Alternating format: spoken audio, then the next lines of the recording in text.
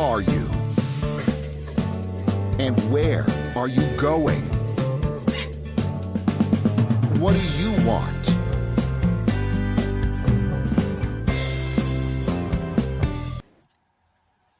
Hello and welcome to Business Lessons from the Military. I'm your host, Kevin Bemmel, and I'm here every Tuesday. Today is Tuesday. It's been a long week already, at 10 a.m. Pacific time to talk about military history, doctrine, military leaders and their practices, from which I distill lessons that we can apply to our businesses and careers. And so today is the anniversary of the Battle of Atlanta. Pardon me, it is the 161st anniversary of the Battle of Atlanta. And I'm going to talk about the history of that battle and then give you some thoughts about lessons that you can take from it to apply to your professional life. So if you've ever seen the movie Gone with the Wind, it's an absolute classic, as was the book by Margaret Mitchell. The movie was made in 1939. It famously starred Clark Gable as Rhett Butler. And I'm going up on the name of the woman who played Scarlett O'Hara. Oh my gosh. But anyway, and it came out in what is widely regarded as the greatest year in Hollywood history, 1939. There were so many amazing movies that came out that year, including The Wizard of Oz, Mr. Smith Goes to It's a Wonderful Life, I believe, was that year as well, and there were some others.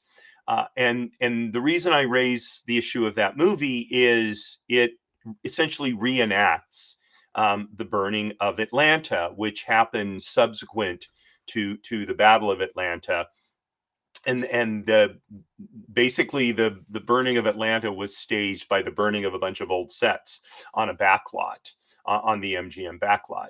So the Battle of Atlanta was in some ways a turning point in the American Civil War, in that it caused a shift in morale, from which with the morale of the South declining, and the morale in the North improving, and that was kind of the final shift, if you will. There had been times when it had kind of gone back and forth a little bit, although in general, the morale of the Confederacy, I think, was better throughout the Civil War.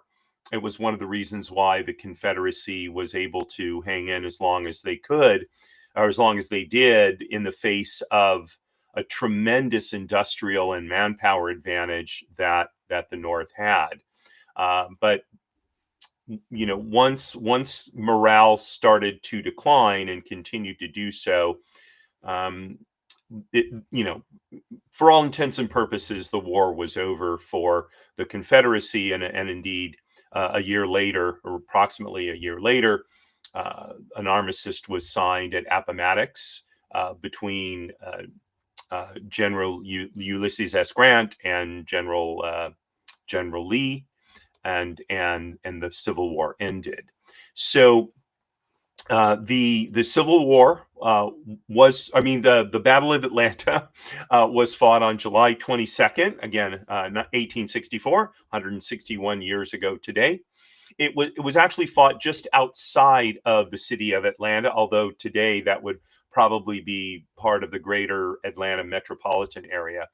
And it was part of a larger campaign called the Atlanta Campaign, which was a series of battles led by Union General William Tecumseh Sherman, aimed at capturing what was widely viewed as a vital Confederate city. The reason it was considered so vital was it was a major rail junction.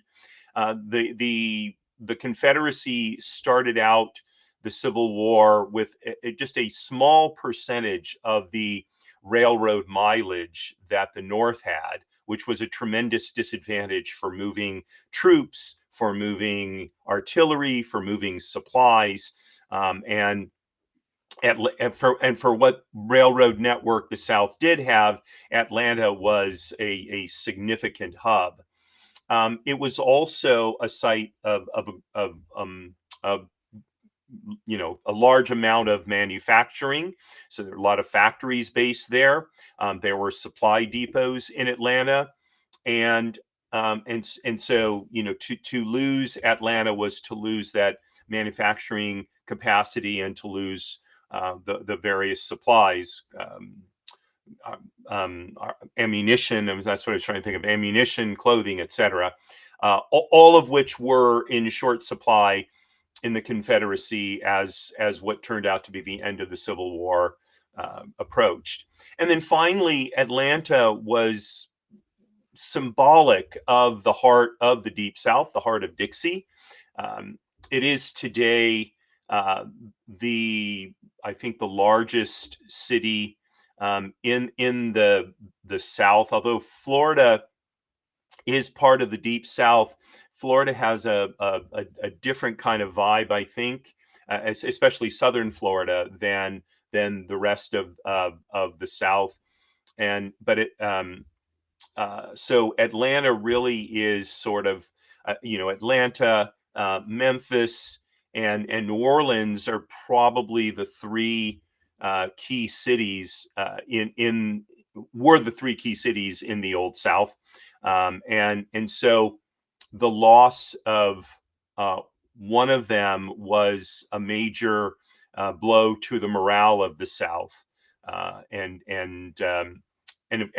so hence that shift in kind of emotional momentum that I mentioned at the beginning. So I mentioned the date of the battle and its location east of Atlanta in Georgia.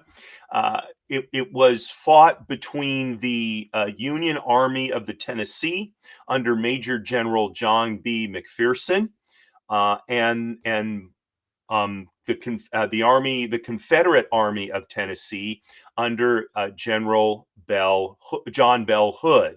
I'm going to talk about the two generals in a couple of minutes so you can sort of compare and contrast them. So, but in the sort of setup of the battle, so there was several weeks of skirmishing and maneuvering kind of around Atlanta in June and early July.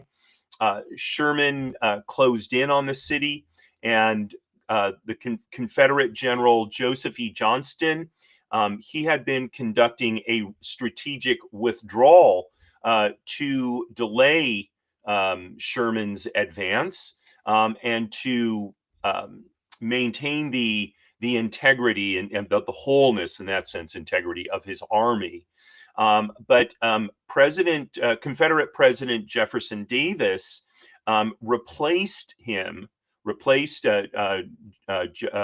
Joseph Johnston on July 17th with a general he thought would be more aggressive, and that was John Bell Hood, who then fought the Battle of Atlanta 5 days later. So Hood launched a series of counterattacks on Sherman, reversing essentially the strategy of Johnston, who was making these strategic withdrawals. And on July 22nd, he tried a surprise attack on the Union left flank, and it was just a sweeping attack. So Hood basically made this bold move from the sort of south and east of the city, attempting to hit the Union on its left, and there was fierce fighting, as you might well imagine. Union General James B. McPherson was actually killed in the early stages of the battle. He was among the highest-ranking Union officers to die in combat in the Civil War. But despite being surprised by Hood's flanking movement, Union forces held.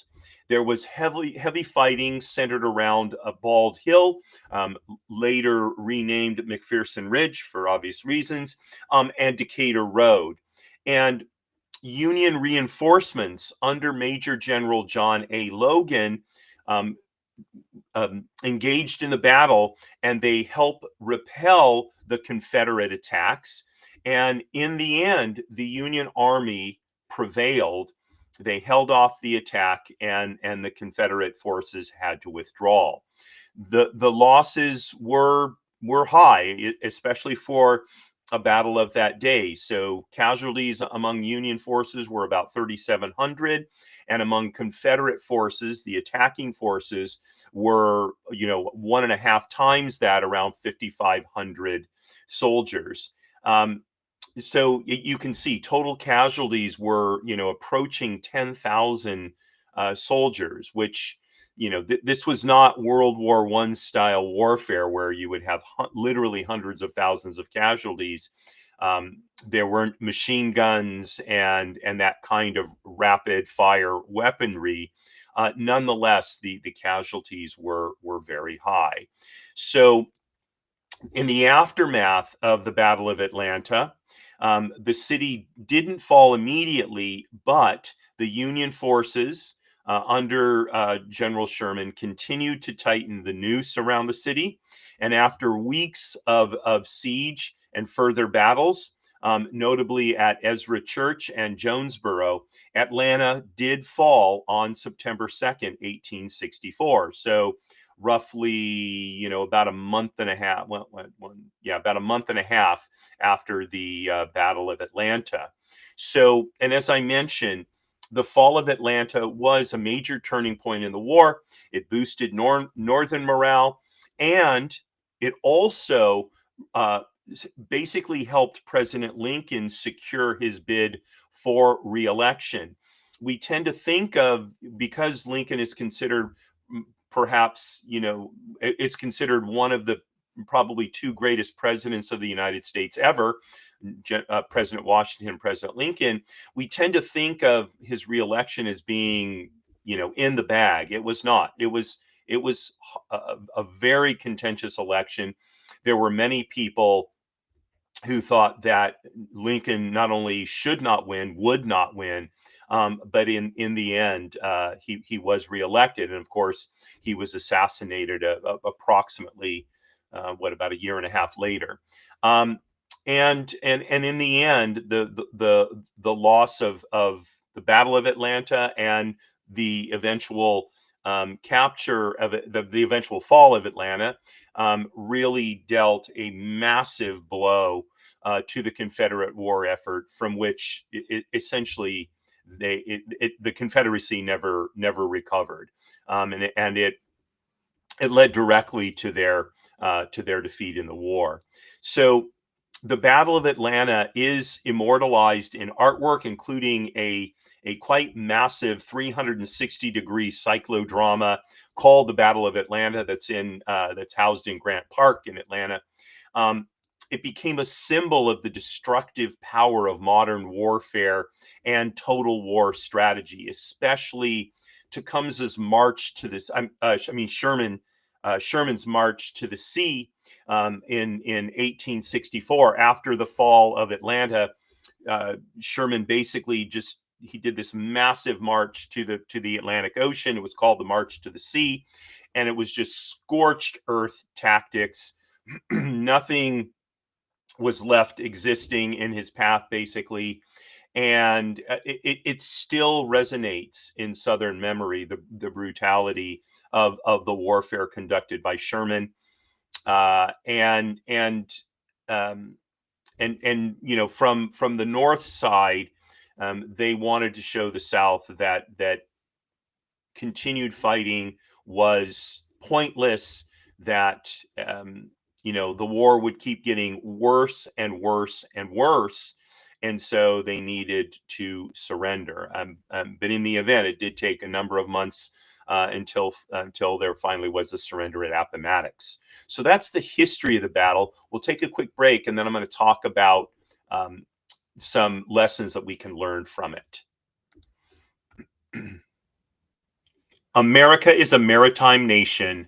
Our freedom and security depend on strong sea services. The Beverly Hills Council of the Navy League stands with our Navy, Marine Corps, Coast Guard, and Merchant Marine through community support, education, and advocacy. For over 120 years, Americans of all walks of life have heeded our call. No prior military service is required to join our mission. The Beverly Hills Council of the Navy League of the United States. Help us support those who serve at sea. Visit NavyLeague.org. So this is Business Lessons from the Military. I'm your host, Kevin Bemmel. And I was just talking about the history of the Battle of Atlanta, which took place 161 years ago today. And it led eventually to the fall of Atlanta, and then Sherman's march to the sea. It was a major turning point in the American Civil War, and it led on to the Confederacy's defeat. So I put together 5 lessons that we can learn from the Battle of Atlanta that to apply to our businesses and careers. And the first one I essentially hinted at in the title for this episode when I said when aggression backfires. So Confederate President Jefferson Davis, he replaced General Joseph Johnston with the more aggressive General John Bell Hood. And I think that, in Jefferson's mind, what he wanted was a more, someone more vigorous to take on, General William Tecumseh Sherman. What I think that Davis failed to recognize was that the South's strategy really was better played to not lose as opposed to winning the American Civil War. And this is something that is essentially true anytime the United States gets involved in major combat operations. As a people, we Americans don't have a lot of patience for war, especially brutal war. If you look at Vietnam, as long as we were winning and casualties were low, support among the American public was actually pretty high. It wasn't until there started being ever higher nightly death tolls reported in the news, and a sort of lack of strategic and even operational and tactical gains that the American public turned against the war, right? And for all we could discuss about what President Franklin Delano Roosevelt did right or wrong in World War II, the one thing he did well was he kept the American public, generally speaking, united in its effort to win World War II, which was an effort that took, almost 3 years. Okay, so we formally entered World War II in December of 1941, and the war ended. The war for Japan ended in August of 45. So as I say, 42, 43, 44. About 4 years, a little less than 4 years. Now, if you think about it, that was a long time for the United States to be involved in a war. We were involved in World War I for only about a year and a half, from April of 2017 until November of 2018, right? And the Korean War, we were only involved there for approximately 2 years. So if the Confederacy had been able to convince the North that the war was just going to go on and on and on, I think that it could have potentially met its strategic objective, which was, of course, secession. In the event, the kind of aggressive leadership exhibited by Hood was misplaced, and uh, Johnston's strategic withdrawal would have been more likely to have led to the overall victory that the Confederacy was seeking. So the same thing is true in the business world. So, as an example, if you're familiar with the company Yahoo, so Yahoo, if you think back about 20 years, was one of the tech darling companies of its time. But in the early 2010s, Yahoo cycled through aggressive CEOs, including Scott Thompson and Marissa Mayer. They pushed big initiatives, costly acquisitions and redesigns and all of that. The problem was, and I know someone who was working at Yahoo at the time, they did not address the fundamental strategic problems, like the increasingly irrelevance of its core products and how ad tech was reshaping how the internet was used. So, and that's how Google came to dominate the online ad business. And you almost never hear about Yahoo anymore. You may see a few people who still have Yahoo emails, but that's pretty much it. So while these aggressive CEOs made a lot of short-term noise, they were not successful in staunching the long-term decline of Yahoo. And so nowadays the company is pretty much nowhere. Okay. So I think that one of the things we can learn from the change in Confederate generalship is that bold, aggressive moves that do not solve root problems in a business actually hasten the decline rather than turning things around. So whoever is going to lead a business, the focus has to be on what strategically needs to be done in order to fix problems. Whether one needs to be aggressive in implementing that strategy or needs to be more considered and paced in executing that strategy, that has to that the pace of the implementation needs to come out of the strategy and what needs to be done. Okay, so strategic leadership, I mean, sorry, aggressive leadership is all well and good, but aggressive leadership is not going to overcome bad or incorrect strategy. So I think that's one of the key lessons we can learn from the Battle of Atlanta. So the next lesson has to do with the fact that General James B. McPherson was killed in the battle, and he was the commanding general. However, uh, his subordinates, including John Logan, acted quickly to stabilize the um, the North's defense of their positions, and he did so without getting orders from headquarters.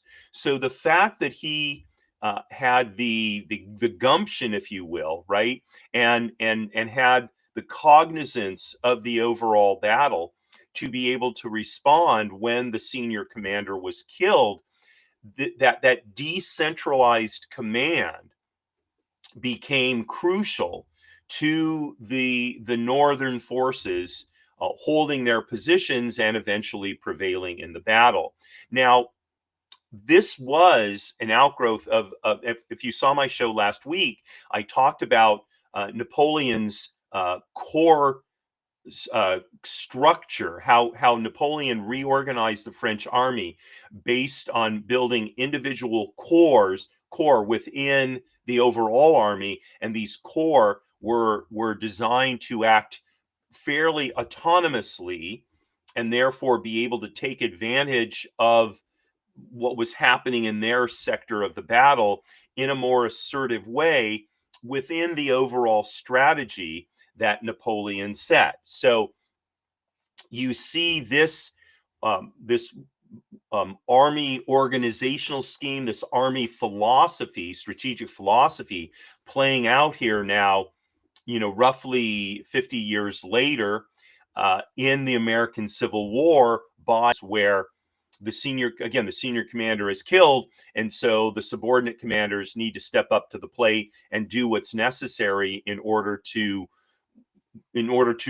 move through to victory. And indeed, John Logan did that, and he was one of the key reasons why the Confederate attack was repulsed. So, in a business example, back in 1982, when Johnson and Johnson was going through the crisis of people taking Tylenol that had been laced with poison. So there were um, uh, local product managers, who decided to pull Tylenol from the shelves even before the corporate headquarters ordered the broad recall of Tylenol that became the national policy.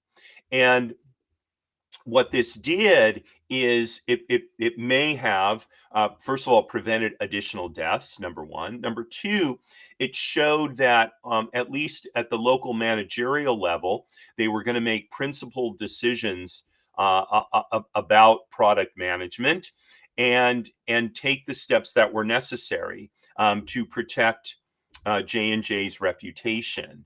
And this is important because, had that not happened, the death toll could have been higher, and the damage to J&J's reputation could have been much, much worse than it ended up being. So the business lesson from this, the broader business lesson, is that we need to give our people the authority they need in order to make timely decisions, because they're closer to the market than we are if we're at the top of the leadership pyramid, and they have data and a sense of what's going on in their area that we probably don't have, even if we're a small company. Okay, we need to empower our people to make decisions. I've talked about this before vis-a-vis the Marine Corps, with what we call the strategic corporal. Corporal will lead a rifle team. That's the smallest Marine Corps unit, and they learn to engage in active leadership really from the very lowest ranks. So a corporal is an E4, I believe. So it's the fourth level of enlisted ranks. It's a very low level. These are very young men. They're in their late teens or early 20s, very early 20s at the most. And so by empowering our people to make decisions and backing them up, right? So it's one thing to say you make the decision. It's another thing to then, even if they've made an incorrect decision or an ill-advised decision, to not essentially punish them for taking the initiative, right? And so it's important that that when a subordinate does make an incorrect decision, that we first of all look at, well, okay, they took the initiative, and that's good. That's what we want them to do. And now let's parse through why they made what turned out to be an incorrect decision, and help them improve their decision making ability. Okay, so decentralized command can save the day. Third, overextending can lead to collapse. So Hood's offensives, especially this big, sort of sweeping flank attack he made on Sherman's forces, they really depleted his army's strength. They weakened Atlanta's defenses, and in the end, they essentially led to the fall of Atlanta and all of the follow-on events. And so, although Hood was being very aggressive in trying to counter Sherman's attack, the end result was the Confederate forces were far worse off because they were far too overextended by this aggressive move. So, an example of this in the business world is WeWork under the CEO-ship of Adam Newman. So, WeWork went on a huge global expansion. They burned through billions of dollars, um, leasing premium offices worldwide, and expanding the space they had available, far outstripping revenue growth and infrastructure. And so in the 2019 IPO that collapsed, it exposed that the company had overreached just on a way too huge scale, basically, and it really forced what ended up being an enormous contraction of rework. I'm sorry, of WeWork. They ended up shedding, tens of thousands, hundreds of thousands of square feet of space that they had leased, and they had to shrink their footprint significantly. Basically, Newman was, fired as CEO, and this company that was once the darling of these sort of shared office companies is not anything like that anymore. In fact, you rarely hear about WeWork any longer. So the fact of the matter is, growth is good, but, and the but is important, right? But essentially means, okay, what I said before, you know, isn't 100 is certainly less than 100% true. But if it outpaces systems, if it outpaces capital, if it outpaces demand for your product or service, then you know it becomes a huge liability. And so, just like on the issue of strategy trumping aggressive action, so growth, measured sustainable growth, is far better for the long-term viability of a business than pushing a growth strategy purely for growth's sake. Okay, and I'm going to talk about an item related to this in just a minute, but I want to talk about. Well, actually, let me talk about this other one. I'm going to change the order. I have my points here. So, the fact of the matter is, victory may take a long time, and a business is best to prepare itself for the long game. So, the Battle of Atlanta, first of all, there was weeks of skirmishing and setups before the battle. Then there was this sort of pivot point of the battle itself on July 22nd, and then there were several more weeks after the battle that eventually led to the fall of Atlanta, right? And so what Sherman understood was he didn't need to be overly aggressive. He didn't need to be overextending his army for the sake of splashy headlines. What he needed to do was follow a solid strategy of incremental gains, knowing that this was the surest road to victory, and just resigning himself to the fact that it was going to take time. And as much as President Lincoln was pushing for decisive action and a faster pace of battle, uh, General Sherman kind of kept his own counsel in that regard, and gave a steady string of small victories that, when taken in total, led to the fall of Atlanta, the march to the sea, and eventually to the Northern victory in the Civil War. So, in the business world, we can see this in Amazon's two-decade-long plan to get to dominance. And I remember in the early days of Amazon saying to people, they haven't made money. It's been 5 years, 8 years, 10 years. It's like they're never going to make any money, right? How foolish was I, right? Amazon is now one of the largest companies in the world. It dominates the online selling market. There's no question that it does. Its nearest competitor is Walmart, which is trying to catch up, but still has a long ways to go. And the fact of the matter is, Amazon was willing to operate on razor thin profit margins while it reinvested in infrastructure and logistics and technology. And people like me just mocked the fact that it was not profitable. But when it got involved in cloud computing and developed the Prime program and became the online fulfillment force that it is for thousands and thousands of individual sellers who essentially sell through Amazon, it just became a dominant force in the online sales world, right? So the business strategic takeaway is patience wins.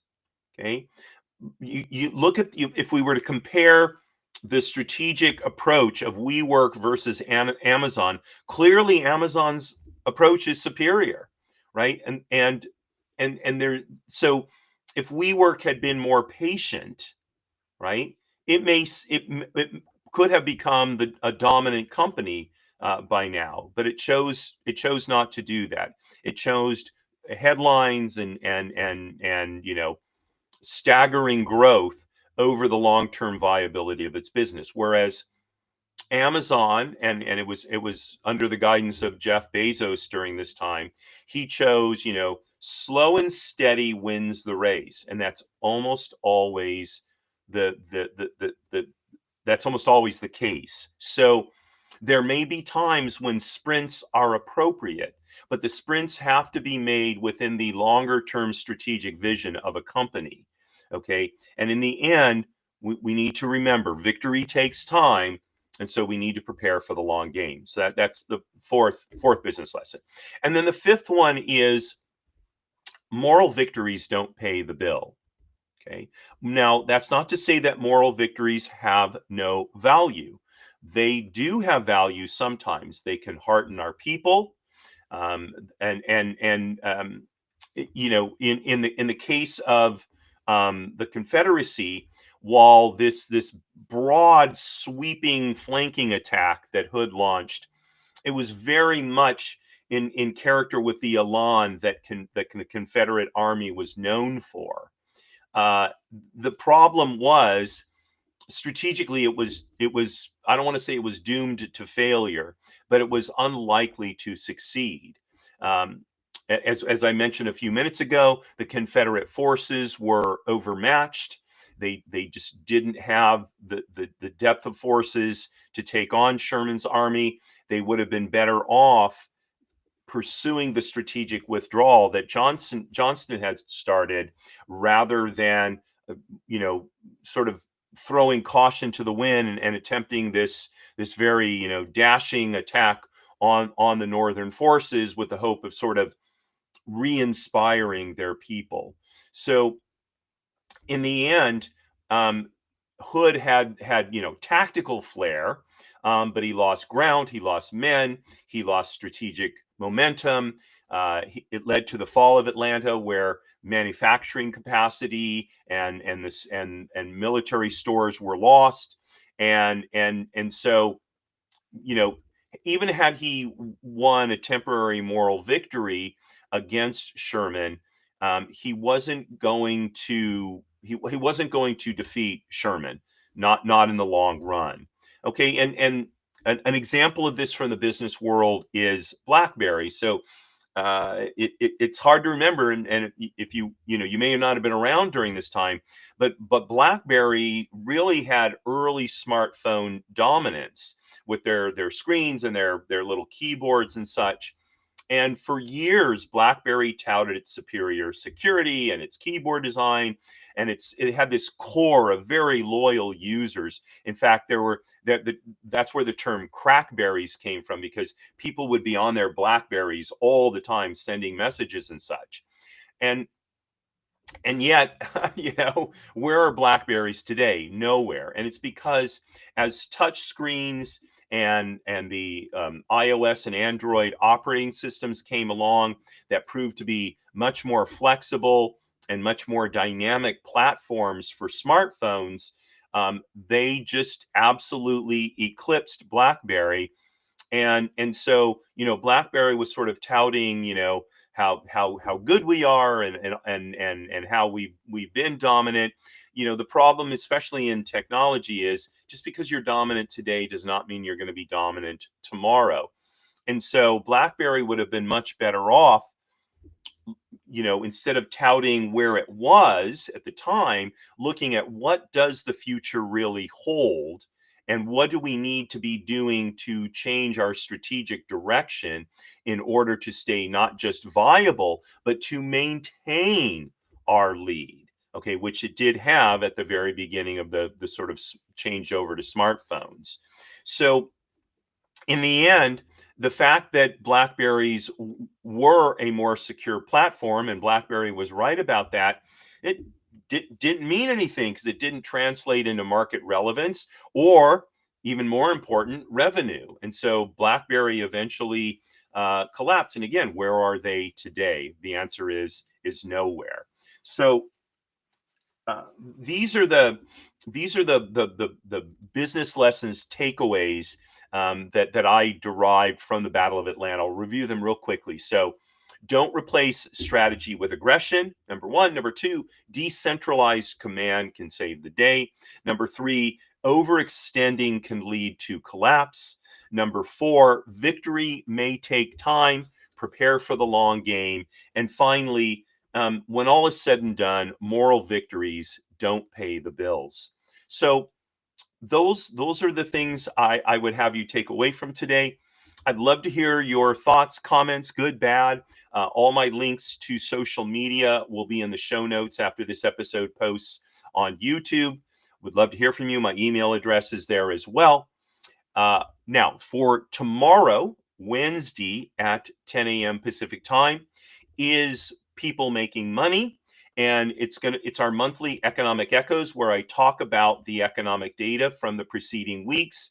And there's a lot of economic news, and I am going to be talking about that, albeit not from a political standpoint, from the standpoint of we need to live and we work in the economy. And so how do we make good decisions for our families and ourselves? So I hope you'll join me tomorrow, Wednesday at 10 a.m. Pacific time. If you like today's show, please tell a friend or family member and invite them to join. I'd love to have them. I'd very much appreciate your referrals in that regard. And that just leaves me to thank you very much for joining me, and to sign off as I always do. Marie, darling, you are my belle. Courage at all